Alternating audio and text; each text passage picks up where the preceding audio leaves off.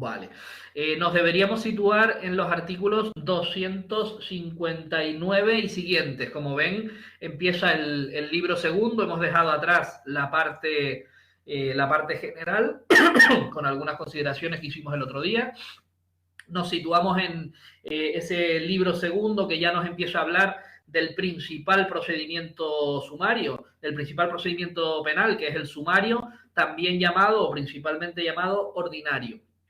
Al final, nosotros, pues quizás por distinguirlo del civil o quizás porque nos suena mejor en penal sumario, hablamos siempre de sumario, pero recordar que es el ordinario, ¿vale? El más importante. Tenemos que asociar este procedimiento que vamos a ver ahora, no solo es el más importante, se lo ponemos aquí, porque persiga la investigación o la tramitación de los delitos más graves. Vimos el otro día el artículo 757 de la Ley de Enjuiciamiento Criminal, 757 o 59, no me acuerdo ya. 757, sí, está bien. Que nos distinguía el límite de penas, 757, del sumario y del procedimiento abreviado, ¿verdad? Bueno, pues no solo es importante porque es el que se encarga de los delitos con penas más graves, siempre hablamos de más de 9 años de privación de libertad, ¿vale? Sino también porque es el que tiene en la ley una regulación más amplia, más detallada, más prolija y con más detalle. Y esto hace también que, en consecuencia, utilicemos, como hacíamos con el ordinario en civil, su normativa en aplicación supletoria, es decir, cuando estemos en un delito leve o en unas diligencias previas y no tengamos artículo que se aplique a la declaración de un testigo, echaremos mano, utilizaremos los artículos que estudiaremos ahora en el sumario. Eso es otro dato que hay que tener en mente para podernos situar bien en lo que vayamos a hacer. Bueno, nos faltó el otro día dar una definición genérica para poder tener el concepto grabado de qué es de qué hablamos cuando hablamos de un proceso penal. Pues miren, simplemente el que, siguiendo los trámites que marca la ley, en este caso la Ley de Enjuiciamiento Criminal, se tramita ante un juez. Esto es importante y ahora explico por qué. Y que su objetivo o su objeto es establecer si determinadas conductas, que pueden ser una acción, pero también pueden ser una omisión, ahora explico también un ejemplo para que se entienda, son o no son delitos, ¿vale? Y el otro día ya vimos que no solo tenemos una ley que no vamos a estudiar porque no nos entra en nuestra oposición, que dice qué hechos o qué conductas son delitos, sino que para que nosotros podamos enjuiciar y finalmente condenar a alguien por un delito, el que ustedes quieran, robo, lesiones, hurto, lo que sea, se tienen que dar todas y cada una de esas definiciones, ¿vale? Que el derecho penal llama el tipo, todo lo que dice el Código Penal referente a ese artículo, desde que algo no se cumpla o no se pueda probar realmente en ese proceso penal, ya no podremos condenar a esa persona por ese delito. A lo mejor ha cometido otro u otro muy parecido, pero sin determinada cuestión, ¿vale? El robo con fuerza, pues bueno, a lo mejor la fuerza no está muy determinada y nos quedamos con un robo con intimidación, bueno, pues lo que sea. Pero todo tiene que estar acreditado durante ese proceso, ¿vale? Se enjuiciará, se dictará una sentencia con una posible condena. En otros casos, cuando esto no pueda llegar a ese fin, acordaremos el sobreseimiento y terminación incluso en la fase de instrucción, ¿vale? Eso, pues bueno, no es ninguna novedad. Normalmente hay muchísimos procesos penales que se sobreseen por distintas causas, porque se ve que eso no va a ir a nada, porque la persona no ha cometido el delito, porque ni siquiera lo que estamos investigando es un delito, esa acción o esa omisión, ¿vale? Bueno, ese sería un concepto genérico de todo proceso penal. Nosotros ahora vamos a estudiar uno de ellos y vamos a empezar. Pero les quería resaltar estas dos cuestiones.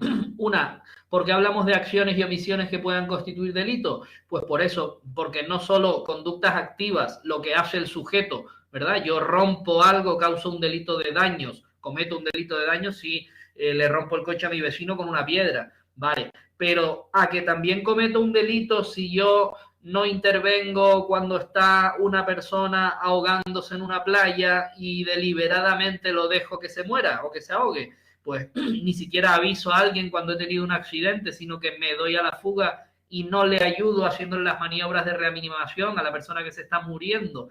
Cometo un delito por omisión. pues el Código Penal lo define como omisiones del deber de socorro. Imagínense ustedes si además de eso soy médico, soy policía o incluso bombero, que no intervengo en un incendio donde se está quemando una persona, ¿vale? O un socorrista en una piscina que deliberadamente no actúa. Esa es la omisión. Y por último, el matiz que les quería hacer de que el proceso penal se realiza ante el juez viene a definir todo nuestro sistema de derecho penal, incluso de procesal penal, en el que las figuras de juez o tribunal y ministerio fiscal tienen unos roles, tienen unas funciones muy determinadas. El juez, ya sea de instrucción o ya sea en un órgano de enjuiciamiento para dictar sentencia, es el encargado de ir dictando las resoluciones sobre, para que se me entienda, lo que se tiene que hacer, cuáles son las diligencias que se acuerdan bajo su responsabilidad, y esto nos lleva a decir que en nuestro procedimiento penal quien instruye es el juez, y el Ministerio Fiscal tiene una función no secundaria porque es bastante importante, pero sí que se limita a la actuación de cualquiera de las partes procesales. Tiene bastantes privilegios, por así decirlo, porque la ley le reserva muchas actuaciones en las que es obligatorio escuchar al fiscal, en las que tiene que emitir determinados informes, en las que el procedimiento, como si dijéramos, tiene que pasar por él mediante informe o alegaciones. Vale, pero no es el encargado de dirigir la instrucción, de proponer las pruebas. Puede solicitar, pero quien lo acuerda es el juez. Y esto lo digo porque una de las reformas más grandes que se prevé y que ya lleva un tiempo sonando que se quiere implantar, es precisamente invertir esos roles, tanto del juez como del fiscal, atribuyéndole la instrucción de los procedimientos, la investigación, la comprobación de los hechos y la comprobación de los delincuentes, de si se ha cometido y quién lo ha cometido, la proposición de todas las diligencias de instrucción, encargársela directamente al Ministerio Fiscal y que el juez quede como una figura de control, es decir, como una figura que vele por la legalidad. Igual que se le solicita una prueba, pues solo intervendría diciendo, oiga, esa diligencia no procede porque escapa al procedimiento, esa testifical no procede o es nula o lo que sea. ¿Vale? Una especie de control. Eso supondría invertir los roles o las actuaciones de estas dos instituciones, tribunales y Ministerio Fiscal, con las consecuencias pseudopolíticas que tienen, porque nosotros hasta ahora el Poder Judicial siempre lo hemos entendido como uno de los tres poderes del Estado, ¿verdad?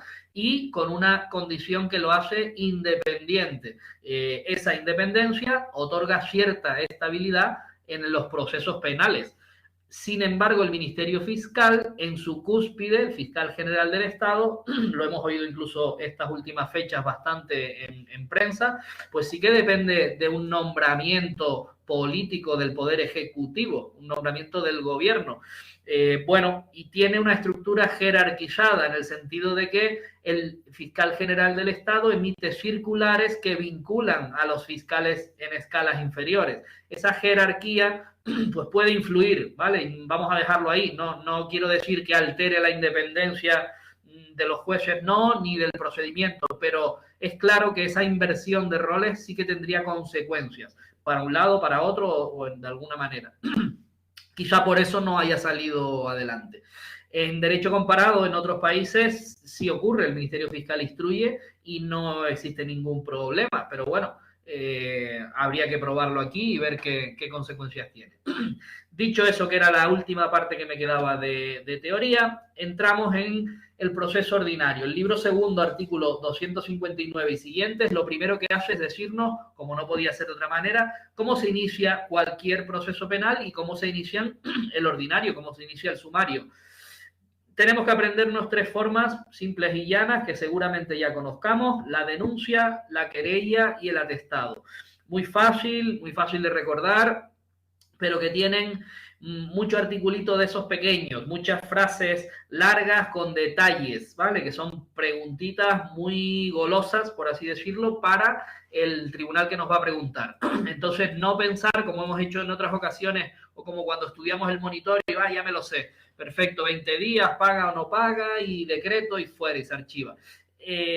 Denuncia, querella y atestado, que es la parte de la policía judicial, echarle un buen vistazo, ¿vale? No leérmelo y ya está porque me suena, porque lo conozco, porque trabajé 3 meses en penal y yo registraba las denuncias. No, no, no. Vamos a aprendérnoslo bien. Y también por el hecho de que los articulillos estos tienen algunos giros, algunas palabras o frases que están un poco anticuadas a lo que ocurre en realidad, ¿vale? La propia práctica penal y el avanzar les ha dejado atrás algunas frases que hoy veremos.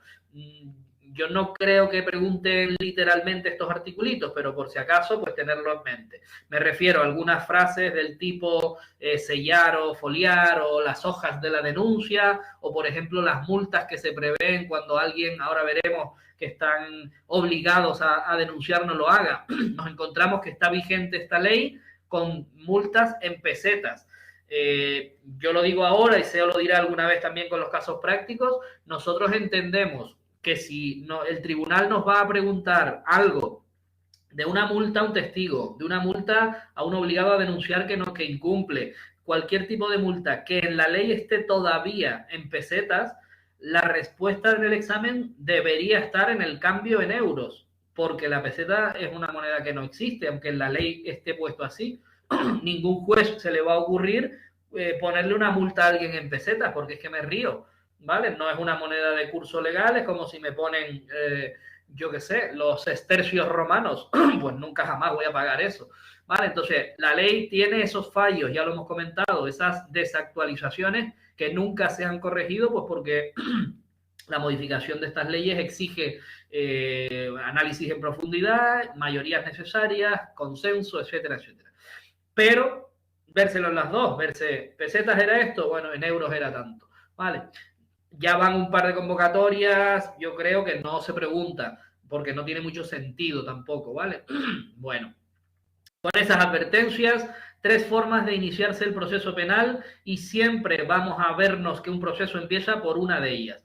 La denuncia, aquí tienen los artículos que la regulan, que lo veremos hoy en profundidad, 259 a 261. La característica esencial de la denuncia es que es una forma de comunicación, una manera de decirle a una autoridad, a cualquier autoridad competente, que hay unos hechos que tú crees, que yo creo que son un delito y por eso los comunico.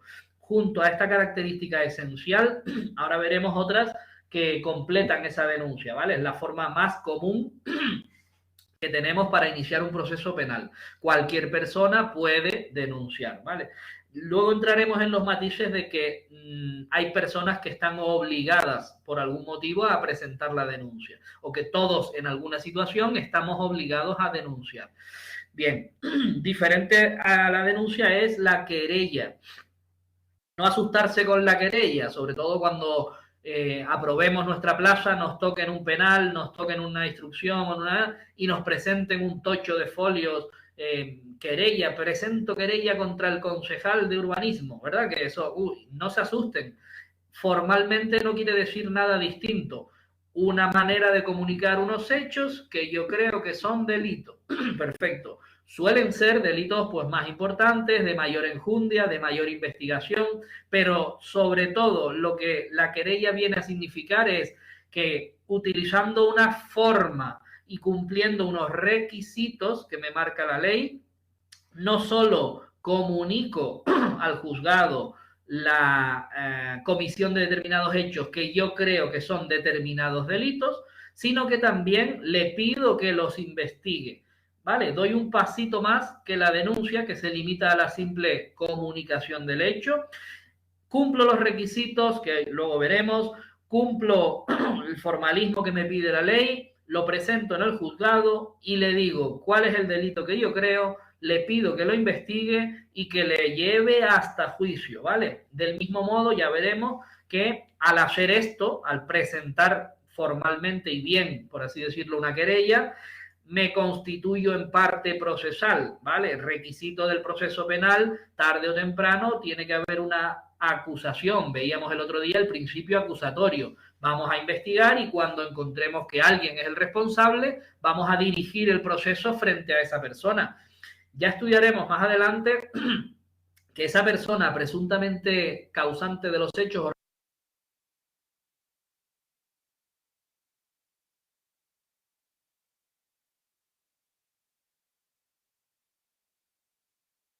No se te oye, Fran. Pues o eres tú o soy yo.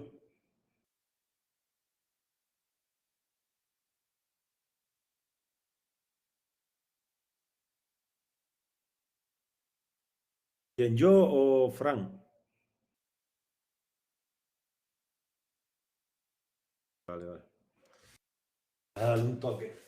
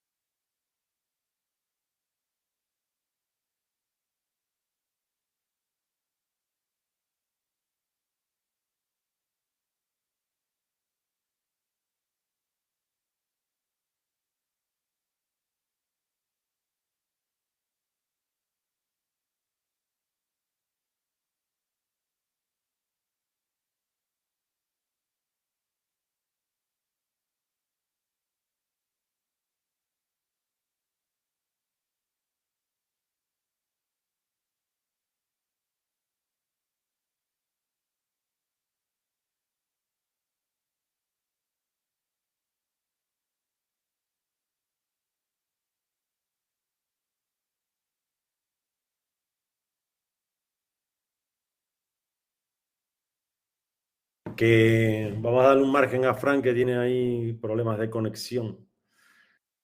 Hablando de lo que les comentaba antes del tema 10, la tarea del próximo día, como hemos acabado el tema 18, pues vamos a mandar el articulado específico de un divorcio, creo que es, del tema 18, y de la ley 18/2011 le mandamos una parte la semana pasada, pues le vamos a mandar otra parte esta semana, más el Real Decreto 1065/27. Y con eso tenemos ya casi visto el 50% del temario del tema 10. Que no vamos a hacer test hasta que no esté todo acabado, ¿vale? ¿Y qué más? Vayan, cuando preparen los prácticos, el articulado que le mandamos, estudienlo bien y luego hagan el práctico. Sobre todo ahora al principio, que para coger dinámica de práctico es Vale, importantísimo creo que estoy por aquí. estudiar todo el ¿Me oyes? articuladito ese que le mandamos. Sí, te oímos. Ah, Y perfecto. luego hacer el Pues test. No se pongan a hacer el test antes de ver el articulado. Que verán como con esa dinámica, diciéndole los artículos y haciendo el práctico, luego los prácticos los van entendiendo perfectamente. ¿Vale? sí, Si no van a estar con la ley para arriba, para atrás, esto, lo otro. se me cortó la conexión aquí, me saltó. Yo creo que ya la recuperé. De todas formas, me conecté con con la del móvil, así que ya tengo las dos puestas por si acaso. Entonces yo espero que no haya más problemas, no sé, vamos a ver. Hoy no sé ¿Qué pasa? Lo único, donde me había quedado del inicio, bueno, yo voy a ir siguiendo y cualquier cosilla Vas con la querella, creo. me dicen. Sí, habíamos hablado un poco de que ambas son una forma de comunicar a la autoridad el delito o los hechos que nosotros creemos, pero la querella tiene otros formalismos y tiene una serie de requisitos legales que cumplir, además de que me faculta convertirme en parte acusadora. Y luego estaba hablando, creo que ahí se cortó, de que los procesos penales al final, si se investiga y surge que puede haber un delito, siempre nos vamos a encontrar con esa parte que es la acusación, que puede ser el Ministerio Fiscal solamente, o el Ministerio Fiscal más la acusación particular y acusación en su caso popular, que ya veremos a lo largo del estudio, veremos qué es la acusación popular. Sin embargo, en la denuncia nos limitamos a poner en conocimiento esos hechos y ya que sea el Ministerio Fiscal el que se busque la vida, por así decirlo. Bueno, aquí teníamos los articulitos que regulan la querella, a ver si nos da tiempo por lo menos a llegar hasta los requisitos. Entender que es un acto procesal, en este caso, como va por escrito, ya lo veremos, es uno de los requisitos, ya supone el acto inicial, el que inicia el procedimiento, la presentación, subsanar si hay algún problema y la admisión de la querella. Sin embargo, la denuncia abre el proceso sin más ni más, se denuncia, lo que no quiere decir es que toda denuncia dé lugar a un proceso penal. Ya veremos que ahí están los supuestos de sobreseimiento, tanto libre como provisional. Bueno, estos son los articulitos que lo regulan y ahora veremos un poco las diferencias genéricas entre una y otra. Por último tenemos el atestado. Nosotros en el procedimiento penal vamos a ver que uno de los operadores del proceso penal son las distintas fuerzas y cuerpos de seguridad del Estado, desde la Policía Local o Autonómica hasta los cuerpos especializados de la Guardia Civil, Policía Nacional, etcétera, etcétera. Una de las cuestiones que debemos tener en cuenta y que nos va a aclarar muchas de las dudas es que nosotros estamos acostumbrados a policía local, policía autonómica, nacional, guardia civil, ¿verdad? Pero no nos suena tanto el concepto de policía judicial. No complicarse nunca con esto. Policía judicial es cualquier fuerza o cuerpo de seguridad del Estado cuando trabaja o cuando realiza diligencias para o por orden de o por disposición de el juez o el Ministerio Fiscal, nada más. Seguirá siendo el cuerpo que sea, policía local para efectuar una citación de una persona, policía nacional para investigar cualquier cosa, pero bajo la paraguas de que esa diligencia se la ha dado un juez o un fiscal. Por lo tanto, lo llamaremos policía judicial, al servicio del Poder Judicial. Nada más y nada menos. El atestado es la forma que tienen las fuerzas y cuerpos de seguridad del Estado de plasmar por escrito todas las diligencias policiales que han realizado con referencia a cualquier hecho.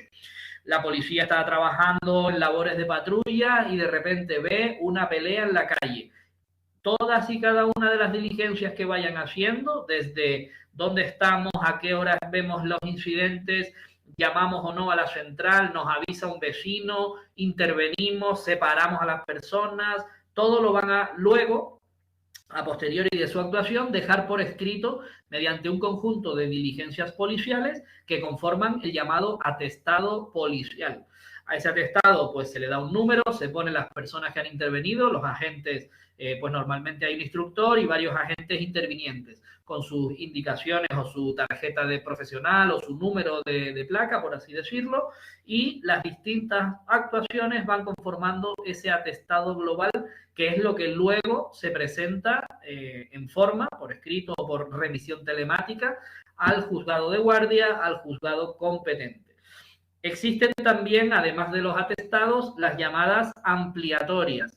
Las ampliatorias pueden ser bien por iniciativa propia de la policía, porque está completando alguna cuestión o porque tramitan con Madrid la ficha del investigado y ya tienen toda la identidad del señor, nos lo aportan como complemento o ampliación del atestado, o bien porque desde el juzgado se le encarga que complete el atestado, pues añadiendo los titulares de los vehículos sustraídos, añadiendo una investigación de un teléfono pinchado que yo quiero que me dé todos esos datos. Se le encarga un oficio a determinadas entidades para que aporten determinada información.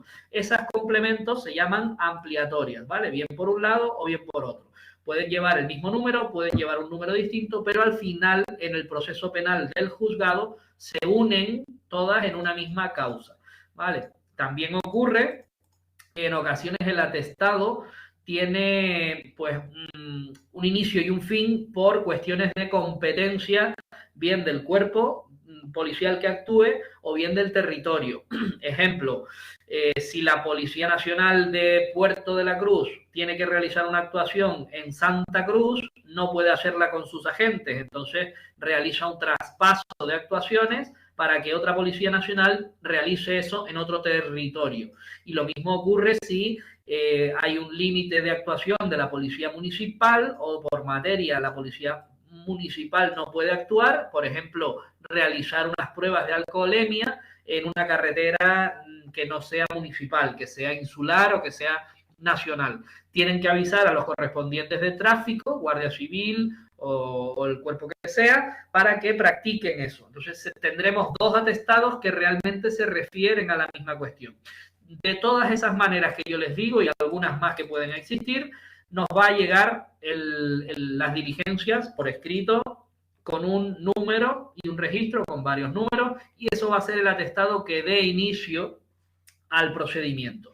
Con lo cual tenemos las tres formas de iniciarse un proceso penal vistas. Estos serían los articulitos que regulan cómo actúa la policía judicial y cómo se elabora, qué contenido tiene, cuándo es obligatorio realizarlo, la detención, todo eso lo estudiaremos en su momento, del atestado. ¿Vale? Bueno, pues si nosotros avanzamos, si se me deja de oír porque yo no les veo, me lo avisa alguien, por favor. De momento bien, ¿no? Vale. Es que estoy mirando la conexión y algo tiene porque la de mi casa se cae cada 3 por 2. Pero bueno, creo que con la del móvil no hay cortes. Miren, en este cuadrito hemos hecho un resumen porque es una de las cosas que más nos suele causar problemas, ¿no? Sobre todo, y si lo dejamos claro desde el principio, mejor.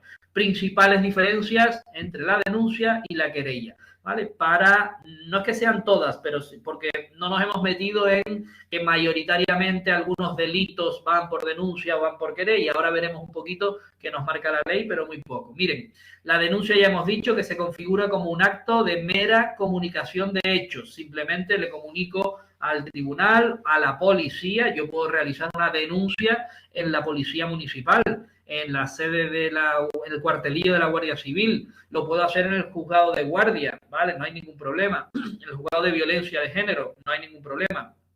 Bien, denuncia, acto de mera comunicación. Sin embargo, la querella se constituye como acto procesal iniciador del trámite, que puede dar lugar a la admisión de la querella o a la subsanación de alguna cosa que nos falte. Bien, supone no solo la comunicación, ¿vale?, sino también una declaración de voluntad. Quien presenta la querella es el querellado, el querellante, y el que contra quien se dirige la querella son los querellados o el querellado o la querellada, ¿vale? Querellante y querellado. El querellante no solo comunica los hechos al tribunal, sino que les manifiesta su voluntad de constituirse en parte procesal. ¿Y qué parte tenemos en este proceso penal? La acusación, en este caso particular, porque no es el Ministerio Fiscal. Ya tendríamos una de las partes procesales configuradas, Ministerio Fiscal más acusación particular que está pidiéndoselo al juez con esa presentación de la querella por escrito, ¿vale? Bueno, además de eso, le está pidiendo que realice determinadas diligencias en investigación de los hechos y de las personas que los hayan podido cometer. Por lo tanto, le está pidiendo que instruya. Y eso implica, como veremos ahora en ese escrito, que se tiene que decir qué delito es el que crees que se ha cometido. Ya no basta con simplemente decir que del almacén número 7 han sustraído determinadas cosas. Yo no sé si es un robo, si es un hurto, si es una apropiación indebida. Fíjense, 3 delitos distintos. No. En la querella tendría que decir, se llevaron esto, esto y esto y lo robó. Es un robo con fuerza porque partió la puerta, no sé cuánto. O no, mira, es una apropiación indebida porque se le había dejado encargado y él se lo llevó para su casa apropiándoselo. o es un hurto porque la puerta estaba abierta y cogió un par de camisetas cuyo valor no llega a 400 euros, ¿vale? 3 delitos, pero le tengo que decir al juez cuál es el que investigo o cuáles son los que investigo y a la vez qué diligencias quiero que se practiquen. Por lo tanto, soy parte activa, soy acusación particular. Pues por lo menos se lo pido al juez que quiero ser. Miren, la denuncia se configura por ley, como ahora veremos, como una obligación. Vamos a estudiar que quien presencie un delito tiene la obligación de denunciarlo. No puede mirar para otro lado y hacerse el loco. Sin embargo, y no solo quien lo presencie, sino que quien tenga noticia, ¿vale? También lo veremos en otro articulito.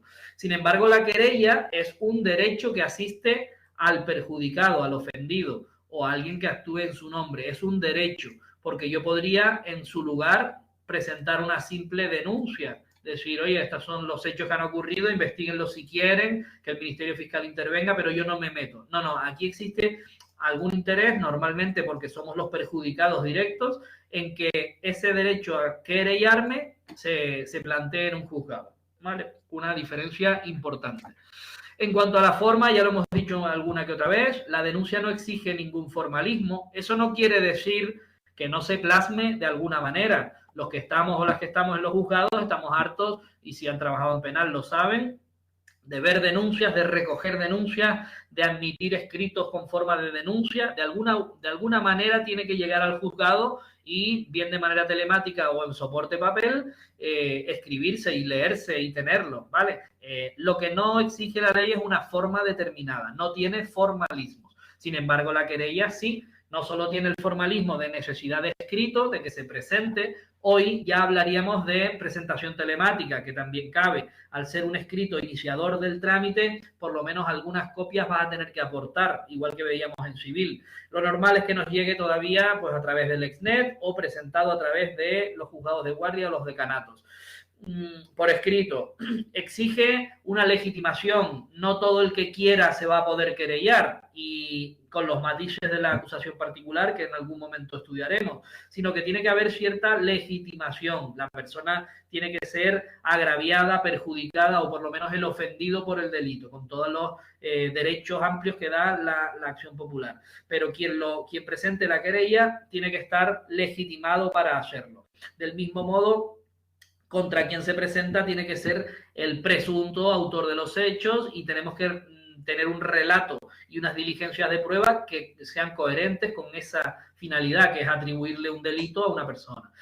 Exige una postulación, exige un abogado y un procurador que firmen ese escrito, ¿vale? El poder se puede hacer de distintas maneras, pero tiene que estar presentado con abogado y procurador, y algunos otros requisitos que estudiaremos hoy en cuanto al contenido específico y los requisitos legales de la querella. Eso es una diferencia esencial entre denuncia y querella. Por último, un poco en unión a que sea una simple comunicación, la denuncia jamás vincula al denunciante en el procedimiento. El denunciante puede apartarse del procedimiento si es que ha actuado con abogado y procurador, es decir, si ha sido parte procesal en algún momento, o simplemente quedarse a la expectativa. Es decir, yo presenté una denuncia, pero es que no quiero que se me moleste, no quiero saber nada más, aunque haya sido perjudicado o no. Yo no quiero saber nada más, sino que se investigue, se tramite hasta el final, y si hay juicio y me llaman, voy, pero yo no quiero ser el promotor de esto, ni actuar, no quiero tener ninguna vinculación con esto, salvo lo que legalmente me diga la ley que tengo que intervenir. Sin embargo, la querella obligatoriamente, necesariamente, constituye en parte procesal, ya lo vimos aquí, la acusación particular, al querellante que presenta voluntariamente, ¿vale? Se entiende, yo creo que sí, ¿no? Que es dos formas de lo mismo, pero una un poquito más implicada, ¿verdad? La querella y todo eso, ¿vale? Vamos a ver algunos matices más respecto de la denuncia y de la querella. Miren, como hemos dicho, la denuncia se perfila en el derecho procesal penal español como una obligación. A lo largo de los artículos 259 a 269 se nos establecen varias obligaciones, desde la obligación genérica de todo ciudadano, ¿vale? Hasta obligaciones por razón del cargo o profesión, que también veremos, y lo mezcla o añade algunas personas o situaciones en las que esa obligación no se da, ¿vale? Se trata de exenciones, situaciones o profesiones en las que, oye, no tiene sentido que se me obligue a denunciar. Ahora veremos quiénes están exentos de cumplir con esta obligación de denunciar. La obligación genérica y más clara nos la da el primero de los artículos. Quien presencie que se está perpetrando un delito tiene la obligación de denunciarlo ante la autoridad competente o cualquier autoridad, en este caso juzgados y tribunales. Y en este caso en concreto la ley amplía y dice al juez de instrucción. Normalmente va a la policía, ¿verdad? Si yo veo que se está cometiendo un delito, llamo por teléfono. Cuando se hizo esta ley no podíamos llamar a nadie, como no fuera con un mensajero a caballo, ¿verdad? La ley de 1800, pues, bastante difícil. Hasta tal punto ha quedado antiguo que ya en estos primeros artículos ya vemos que habla del juez de instrucción, juez de paz, juez comarcal o municipal y luego funcionario fiscal. Olvídense, no nos van a preguntar esas cosas así. A esto me refería con frases anticuadas o fuera de uso. Si lo traducimos hoy, quien presencie un delito tiene la obligación de denunciarlo. ¿A quién? A las personas o autoridades que reciben las denuncias hoy. ¿Quiénes son? Juzgados de guardia, todos los cuerpos y fuerzas de seguridad del Estado y en algunos casos veremos el Ministerio Fiscal también recibe esas comunicaciones. Pues bueno, saber eso, entenderlo, ¿vale? Es aplicar un poco el sentido común. Estas preguntas serían las no literales, no utilizo el artículo. Vale, la ley dice que esa obligación genérica se extiende a cualquier delito público. ¿Sabemos lo que son los delitos públicos, privados y semipúblicos? Pues simplemente a modo de que tengamos una idea, aquí les hemos puesto la definición más pequeña, más posible, mínima, para entenderlo. Los delitos públicos, esto tiene que ver mucho la clasificación esta, delito público, privado o semi, de la perseguibilidad, es decir, quién puede perseguir esos delitos, va a ser o bien el Ministerio Fiscal de oficio o bien la persona solamente porque ha sido ofendida. Y en ese marco nos vamos a mover para distinguir los públicos o bien los privados. Los públicos pueden ser perseguidos de oficio, es decir, sin que nadie haya puesto una querella o una denuncia con su parte, sino que la policía, cualquiera de ellas, en sus funciones ve unos hechos y los pone en conocimiento del juzgado. Pues bueno, a través de policía por un lado y juez de instrucción se va desarrollando el proceso sin denuncia de ninguna parte agraviada, ¿vale? Puede existir la denuncia, pero no tiene por qué. Por eso los denominamos públicos. Bien, sin necesidad de denuncia específica por parte de nadie. Son las propias autoridades, juzgado y policía, las que instan la investigación y no es necesario a lo largo del procedimiento que exista una parte acusadora. Como ejemplos, tenemos delitos contra el patrimonio, delitos contra la salud, como puede ser el tráfico de drogas, delitos contra la seguridad vial, sin carné, conducción alcohólica, conducción temeraria, bajo los efectos de las drogas. Estos delitos son públicos claramente, haya denuncia o no haya denuncia, el fiscal actúa, la policía actúa y el juez actúa y se persiguen para castigarlos. ¿Por qué es esto? Miren, cuando hablamos de delitos contra el patrimonio, lo que el Código Penal está protegiendo, lo que llama el derecho penal sustantivo bien jurídico protegido, es precisamente el patrimonio de cada uno. Un robo, unos daños, un hurto, todos esos delitos afectan al patrimonio de una persona, pero también al patrimonio como interés social, ¿vale? Como interés público. A todos nos interesa que nuestras leyes protejan nuestro patrimonio, objetivamente, ¿verdad? Lo mismo pasa con la salud. Nos interesa que no existan traficantes a las puertas de los colegios que puedan darle droga a nuestros hijos, ¿vale? Con independencia de que haya ocurrido o no. Por eso la policía de oficio quiere decir sin que se lo inste un particular mediante denuncia o querella. Contra la seguridad vial, efectivamente, yo no quiero que nadie drogado o bajo los efectos del alcohol provoque un accidente en el que estén implicados mis familiares o un conocido o lo que sea. Pues, oiga, quiero que eso se proteja. El Código Penal lo protege, el bien protegido es ese y todos esos delitos se consideran públicos, se persiguen de oficio, se tramitan de oficio sin denuncia. Frente a estos, los privados, justo lo contrario, afectan, puede que ahora veremos los semis, puede que alguien, algún bien protegido socialmente también, o un interés general, pero particularmente ofenden o perjudican a una o varias personas en concreto. Se le exige a estas personas que mediante querella pongan en conocimiento y soliciten la investigación. Por ejemplo, el ejemplo más claro son las injurias y las calumnias. El otro día le dimos definición muy general de andar por casa, pero que nos sirve. Las injurias son los insultos, las calumnias es atribución falsamente y sabiéndolo de un delito, de que alguien ha cometido un delito a sabiendas de que no es cierto.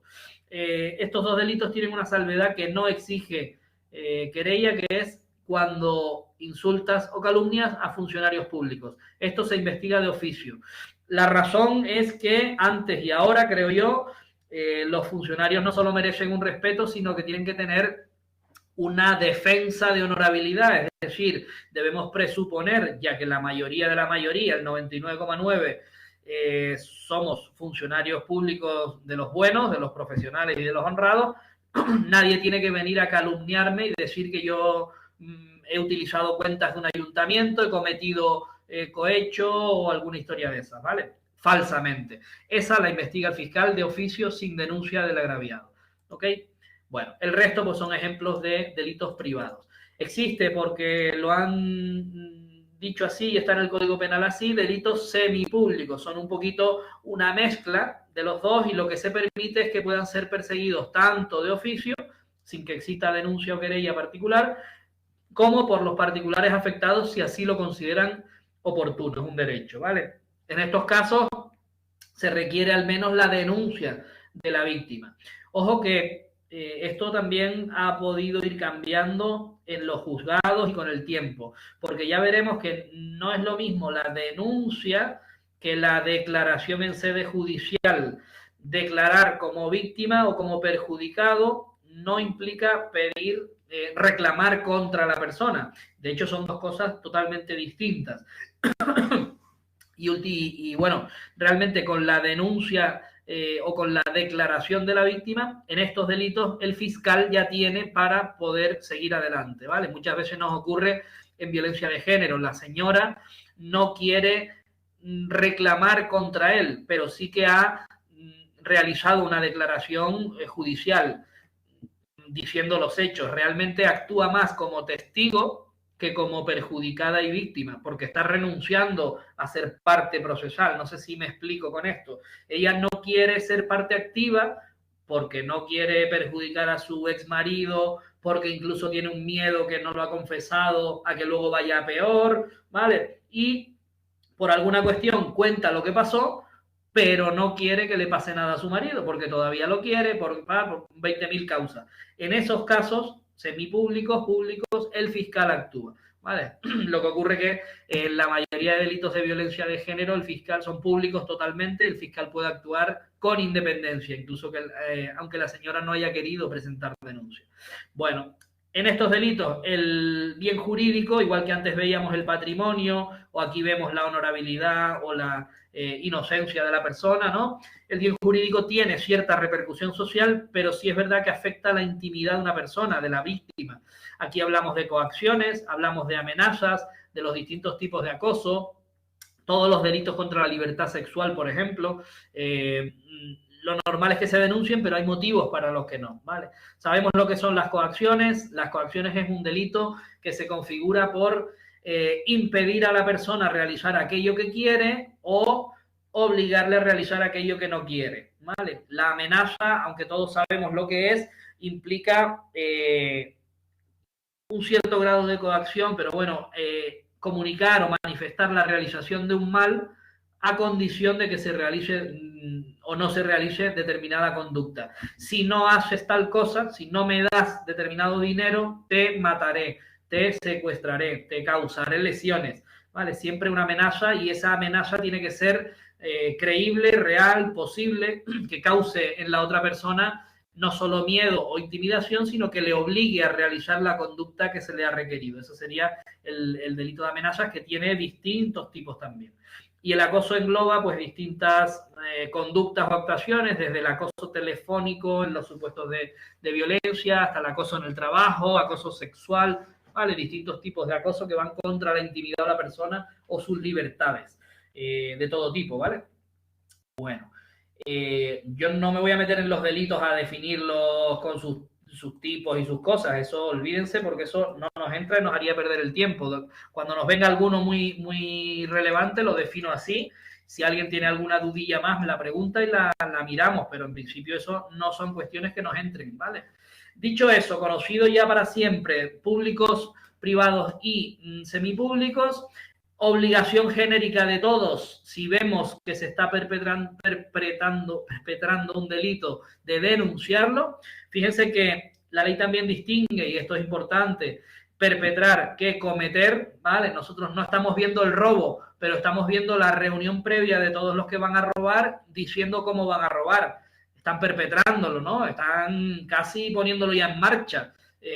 O está, oye, tú coges el coche, tú lo tiras contra la farmacia, yo voy corriendo, tú le pegas al cajero, no sé qué, todas esas cosas. Lo estoy viendo, tengo obligación. No estoy viendo que se comete, pero sí que se perpetra, ¿vale? Bueno, ¿hay exenciones? Sí. ¿Quiénes están exentos de denunciar? Estos articulitos que tenemos aquí, que hay que estudiarse y saber quiénes no tienen la obligación de hacerlo. Miren, impúberes, ya no se usa esta palabra, menores de edad, obvio, los menores de edad, hemos dicho que no, pues para nada, no tienen obligación de denunciar. Si acaso se lo dice a su padre, ya veremos qué obligación sería la que tiene el padre. Los que no gocen del pleno uso de su razón, esta frase no se ha quitado con la última ley de reforma, no sé muy bien por qué, pero bueno, parece que no hizo falta.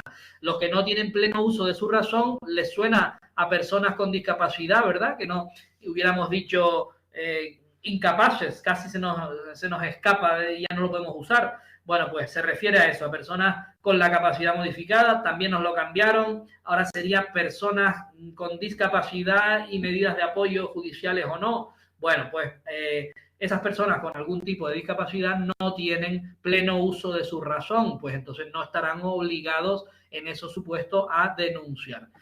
¿Quién no está obligado a denunciar? El cónyuge del delincuente. Ay, Manolo, ¿cómo te voy a denunciar? ¿Vale? Aunque robaste, no puedo.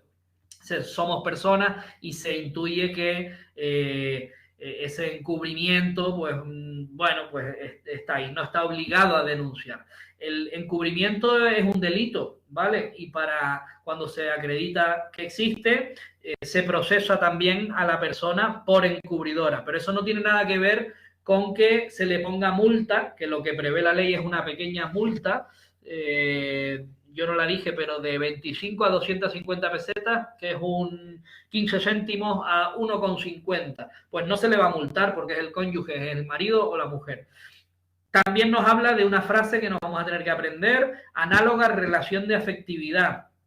Cuando entendamos esto, se debe entender de la manera más genérica, igual que las relaciones de pareja son hoy en día o las relaciones son hoy en día.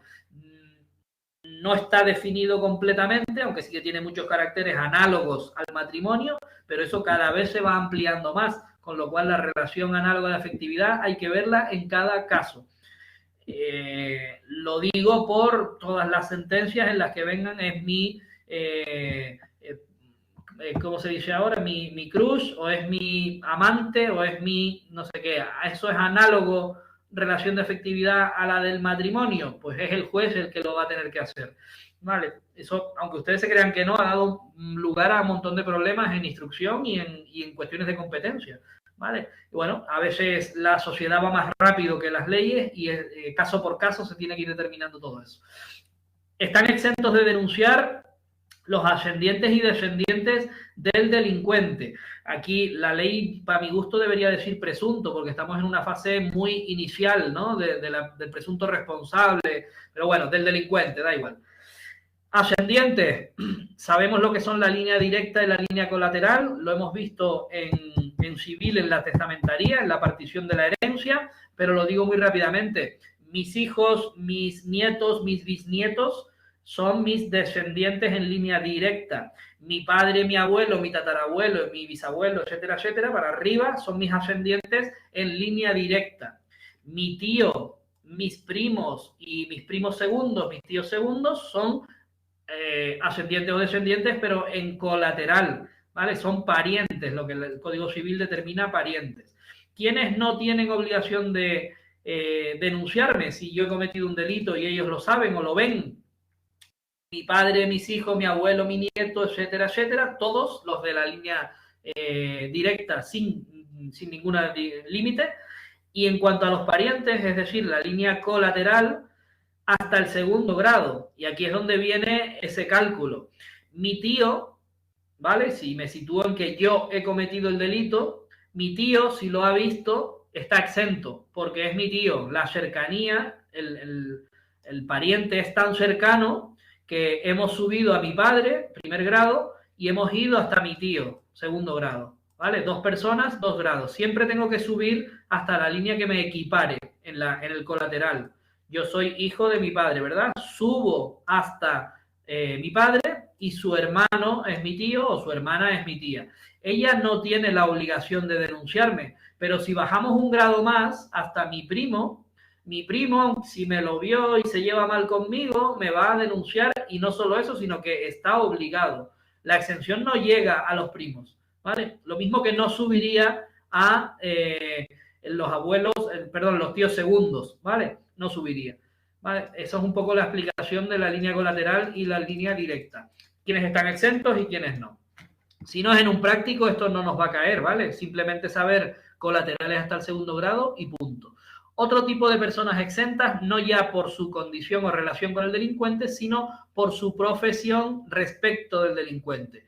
Lógicamente, el secreto profesional, abogados y procuradores, respecto de las revelaciones que le hayan podido hacer sus clientes, incluso para su propia defensa. Es lo que conocemos como el secreto profesional, y no estarán obligados a denunciar nada de esto, incluso aunque se enteren de otros delitos que haya podido cometer su cliente. Eso está todo amparado por el secreto. Y en cuanto a la faceta de fe o religión, ocurre lo mismo. Eclesiásticos de la religión católica, ministros de otros cultos, los llamados cultos disidentes, autorizados en España, pero no mayoritarios, pues todos los que se enteren en ejercicio de esas funciones relativas a yo qué sé, las confesiones en la Iglesia Católica, pero las distintas formas que se tengan en otras religiones de dialogar, confesar o revelaciones, si le cuentan un delito en esas funciones, se amparan en el secreto de confesión y no están obligados a denunciarlo. Si se lo dicen por la plaza del pueblo tomando un café, es distinto. Ahí sí tendría obligación el cura de denunciarlo. Hablamos casi siempre de supuestos de laboratorio, pero bueno, nos sirven un poco para no olvidarnos de quienes están exentos de eso. ¿Vale?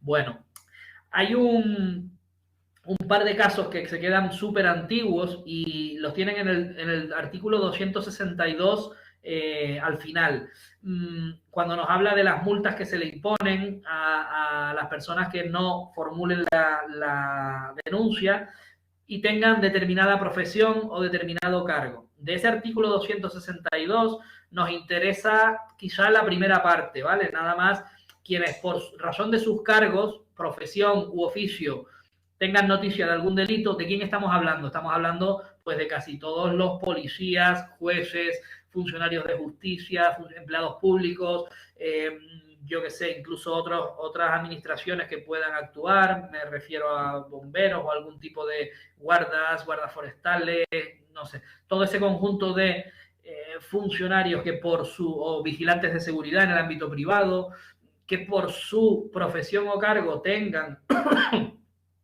más contacto o menos y conozcan que se está cometiendo un delito público siempre, inmediatamente Ministerio Fiscal, juez de instrucción, en su defecto al municipal o al juzgado o a la policía. Nos añade ahí a continuación, siempre que sea un delito flagrante. Sabemos lo que es un delito flagrante. El delito flagrante es aquel que se está cometiendo en el acto de descubrirse. Cuando la policía rompe la puerta es porque se está cometiendo un delito de tráfico de drogas y pilla allí mismo a todo el mundo con los paquetes de droga, elaborándola o ya incluso vendiendo y distribuyendo. Delito flagrante. O cuando voy por la calle como policía, aunque sea fuera de servicio, y veo un tirón de bolso hecho a correr y placo al delincuente y lo consigo retener hasta que mis compañeros vienen y me lo llevo. Delito flagrante. Se está cometiendo en el mismo acto de su descubrimiento. ¿Vale? Inmediatamente lo pongo en conocimiento. Este articulito lo que dice son una serie de multas, ¿vale? Muy bajitas, en pesetas, antiguas, efectivamente, para el caso de que estas profesiones u oficios vean la comisión de un delito flagrante y no cumplan con la obligación de denunciarlo. No solo de actuar, sino de luego denunciarlo. Si no cumplen, pues multa de 1 euro, de 0,75 a 1,5, de 1,25 a no sé cuánto. Y luego nos pone los dos casos que yo les digo anticuados porque se refiere a profesores de medicina, cirugía o farmacia. Pues bueno, en la época que se hizo esta ley eran a lo mejor profesiones muy relevantes en las que tocaban con un mundillo a lo mejor de fármacos, de drogas, profesores de medicina, etcétera, bastante propenso, por así decirlo, a la comisión de delitos flagrantes. Bueno, pues ahí estaba. Y otro genérico que sí nos interesa, cuando fuera empleado público. Nos dice que además de la multa, si es el empleado público el que no denuncia un delito flagrante, se dará cuenta al superior inmediato para que administrativamente también nos abran el correspondiente expediente y nos sancionen en vía administrativa. ¿Vale? Tener ese detallito por si acaso. Todo esto está relacionado con la obligación genérica de denunciar, obligación de denunciar por razón del cargo y exentos, ¿vale? Bueno, hay otra excepción, ya vimos los procuradores, vimos los curas y ministerios disidentes. Hablamos de otra excepción relacionada con la no obligatoriedad de denunciar la comisión de un delito, pero de forma relativa, que se introdujo con el 263 bis. Este articulito lo vamos a ver en varios procedimientos. Se trata básicamente de la cobertura legal de una actuación policial encaminada a la averiguación de un delito, normalmente de tráfico de drogas. Es el delito para el que se hizo, pero no solo drogas, sino también otras sustancias prohibidas, otras incluso especies animales o vegetales, fauna y flora prohibida, ¿vale? Y poder investigar esos delitos. Me refiero a la permitir o de manera excepcional permitir que circule e incluso se entregue, es decir, se cometa el delito de tráfico de drogas mediante la circulación de la droga y la entrega, pero de manera vigilada. Y la otra es, oye, a través de interceptar, abrir los paquetes postales que puedan venir de la jungla de no sé dónde, con animales sospechosos o especies vegetales sospechosas, lo sustituimos, o si viene droga o sustancia, la sustituimos por otra inicua, pero dejamos que siga hasta su destinatario de manera vigilada y lo que hacemos así es completar la cadena de responsables, desde el emisor hasta el último responsable. Todos ellos serán autores de los distintos delitos de tráfico o de lo que sea. Ese artículo 263, simplemente echarle una lectura y en las preguntas del test lo detallamos un poquito más, saber lo que es simplemente eso. Una vez que conocemos que determinada sustancia viene desde el muelle de Santa Cruz hasta la laguna a casa de fulanito, pero después de casa de fulanito salen 2 coches hacia Puerto de la Cruz y otro hacia Arona, y vamos a hacerle el seguimiento a esos 2 vehículos de manera controlada a ver dónde lo entregan y lo permitimos. Si nosotros obligamos a los policías a denunciar a priori, nos quedamos sin la cadena de delincuentes, ¿verdad? Esa banda organizada, a lo mejor hay que esperar. Este artículo da cobertura a esa excepción y obviamente no hay que denunciar nada, sino completar la entrega y entonces sí detener a todo el mundo. Lo mismo pasa con equipos y materiales para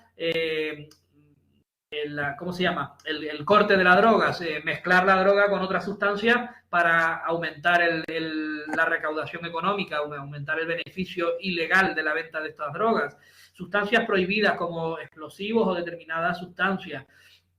Pues todo eso, y especies animales o vegetales prohibidas de los distintos artículos del Código Penal. Importación o exportación, todo lo relacionado con tráfico de animales, etcétera, ¿vale? Y lo de los paquetes postales, siempre que sean sospechosos, es el único criterio que se establece. Y saber eso, que se pueden interceptar con apertura, sin apertura, con sustitución de la droga o elementos que se hayan encontrado nocivos, ¿vale? O prohibidos, con o sin su apertura. Normalmente todo esto se da cuenta al juez de guardia, que es el que autoriza tanto una cosa como otra. Estas grandes operaciones son las que hablábamos antes de audiencia nacional, ¿vale? Cuando hay se pueden dar a otro nivel, pero las grandes, competencia de la Audiencia Nacional con todas esas cuestiones. explosivos, armas, etcétera. Bueno, hablaba antes de que la obligación genérica era para cuando presenciabas directamente la comisión de un delito, pero es que el 264 nos añade esa obligación genérica porque es para todos, pero cuando no lo presenciamos, sino tenemos conocimiento, dice de otro modo. Aquí entraría la obligación de ese padre al que su hijo le dice, acabo de ver cómo robaron no sé qué, ese señor acaba de robar no sé cuántos. El menor no tiene la obligación, pero el padre que tiene conocimiento indirecto sí que tiene una obligación genérica. Mi hijo dice que tal y tal y tal, y lo vio y vio a un señor y tirón de bolso a la señora mayor, etcétera, etcétera. Eso es la obligación del 264, que es un poquito distinta. Hemos tenido conocimiento por otro medio distinto de la comisión de algún delito, también de públicos, porque fíjense que dice el artículo de los que deben perseguirse de oficio. En ese caso también está obligado, ya no de manera inmediata, como decía el 259, sino que deberá denunciarlo. Oye, pues el mismo día, al día siguiente, pues lo denunciamos y ya está. Vale. No se exige tampoco en esta obligación ni ser parte, ni probar los hechos, ni formular denuncia o querella. Vale. Perdón, no, formular denuncia, no está mal. Ni formular querella. Bueno, en cuanto a la forma que van a tener las denuncias, no es la forma de que sea obligatorio, sino qué forma pueden tener.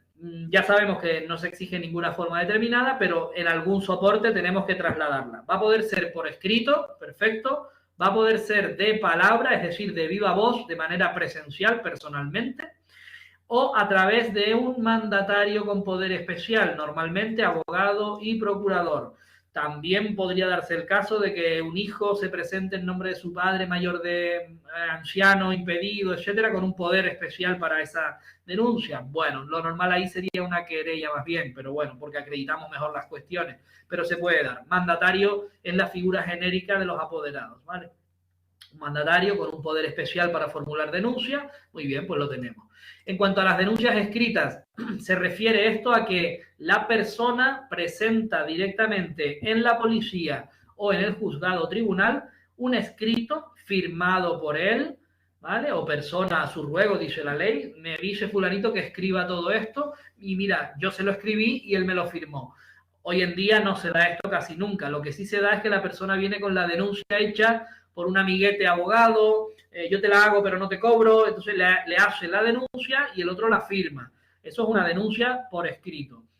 ¿Qué hacemos nosotros en los juzgados? Recibírsela, ponerle el sello o tomarle un acta de declaración donde diga que presenta por escrito la denuncia, ¿vale? Esas son las posibilidades que tenemos en el juzgado, pero esa denuncia se ha presentado en un escrito.